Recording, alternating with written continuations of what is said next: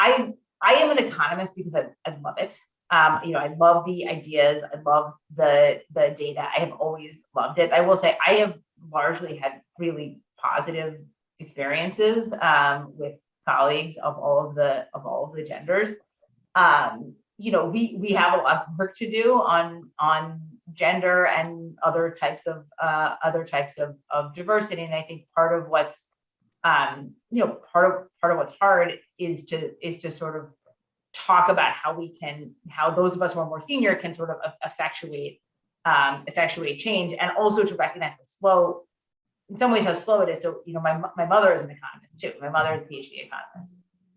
And there are parts of our experience that are really similar. And then there are parts that are really different. And there are sort of parts where I feel like, okay, well, at least that's not happening so much anymore.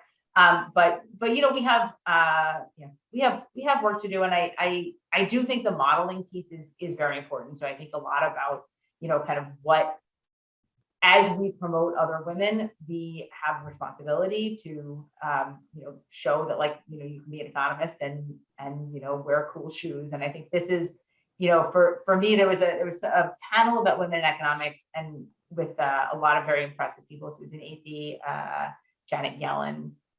And the thing that really stuck with me was Susan Athey explaining that before she got tenure, she wore really dowdy shoes. And that was because it was I don't want to be like a lady who wears fun, cool shoes. And I want people to take me seriously. And then after she got tenure, she started wearing cooler shoes. And I think somehow we've got to get to the point, and I do the same thing. After I got tenure, started wearing a lot more purple. And so I think somehow we've got to get to the point where it's okay to wear the cool shoes before you have tenure. And I'm not sure. I mean, it's not the shoes itself, but I'm not sure we're quite there yet, but we're working on it.